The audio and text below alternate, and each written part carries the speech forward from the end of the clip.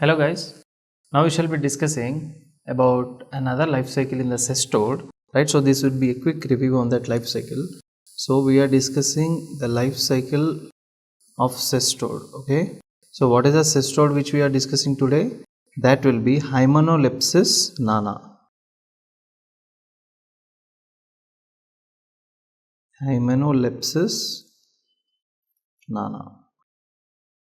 We have discussed about this in much detail in the previous lecture, so this would be a quick review of the lecture on Hymenolepis nana.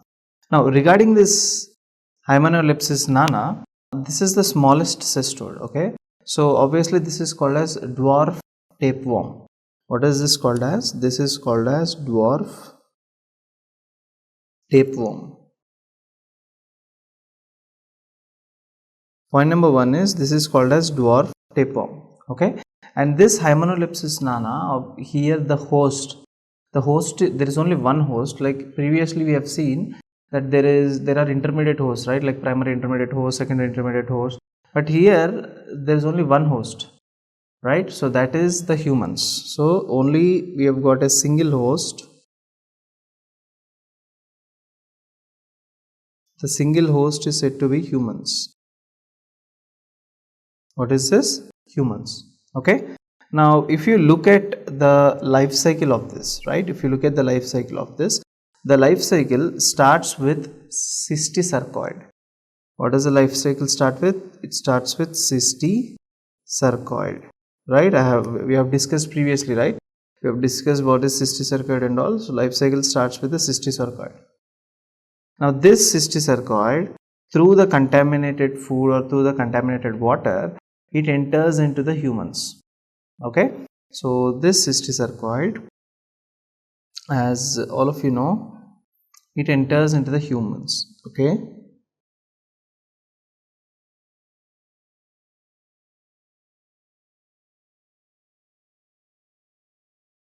now within the humans, once it enters into the humans, it enters into the intestine of the humans. Let us say small intestine. Okay, so I'm not drawing it fully.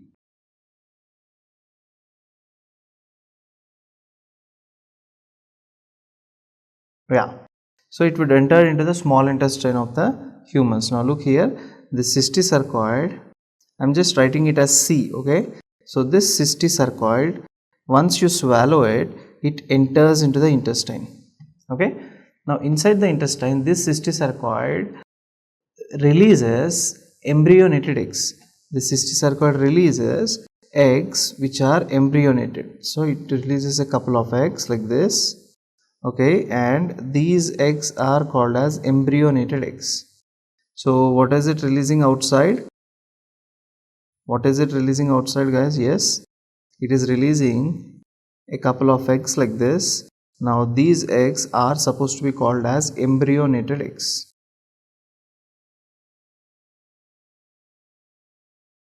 Embryonated eggs. Okay. Now these embryonated eggs are taken up by some insect. Okay, so these embryonated eggs are ingested. These embryonated eggs are ingested by insects. Now within the insects, what is happening? Within the insects, from these embryonated eggs, once these embryonated eggs are eaten up by the insects, within the body of the insect, these embryonated eggs will hatch out. Okay, so what will they hatch out? What comes out of these embryonated eggs? Cysticercoid will hatch out. What will it hatch out? Cysticercoid. Cysticercoid will hatch out. Okay, now once cysticercoid is hatched out, and again the cycle repeats, this cysticercoid is taken up again by the humans, and this is how it goes. But on the other hand, what it can also happen is that where are these embryonated eggs formed? These embryonated eggs are formed in the intestine, right? So within the intestine only, these embryonated eggs will hatch. So previously what we have discussed, embryonated eggs, they are excreted out in the feces. and insects take that, and within the insects these embryonated eggs will hatch out. But now I am telling you that these embryonated eggs, what will happen is that they will hatch within the intestine itself. So in some cases what will happen is that these, what are these? These are embryonated eggs.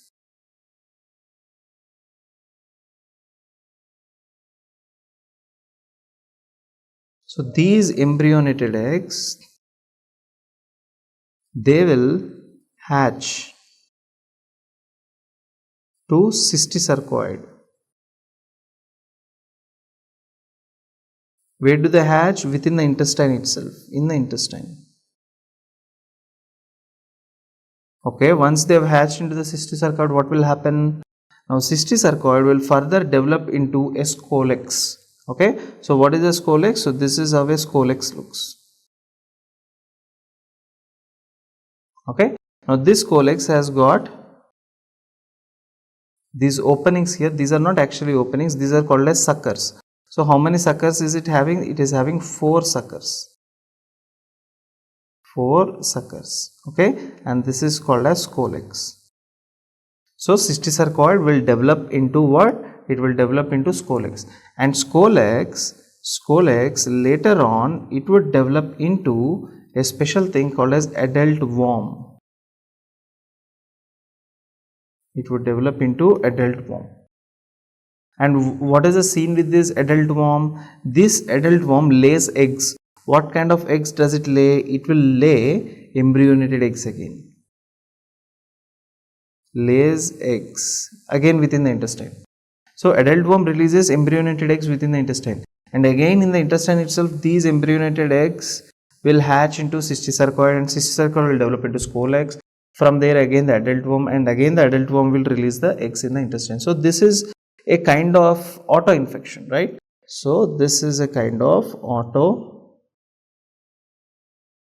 infection, right? So this is the basic life cycle which we have discussed in detail in the previous lectures, right?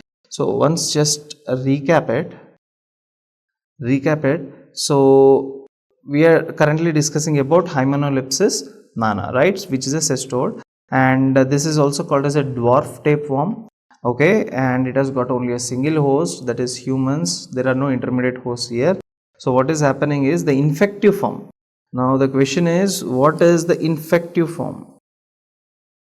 So the infective form here will be what? Cystosarcoid. The infective form is cystosarcoid. So this cystosarcoid once enters into the intestine, cystosarcoid will lay eggs, and those eggs are called as embryonated eggs, and these embryonated eggs are ingested by the insects, right? And ingested by the insects, and these within these insects the embryonated eggs will hatch into cystosarcoid, and then the cycle repeats. And on the other hand, I have already taught you about the auto infection, right? So this is all you need to know regarding Hymenolepis nana. Thank you so much for watching my lecture. Goodbye.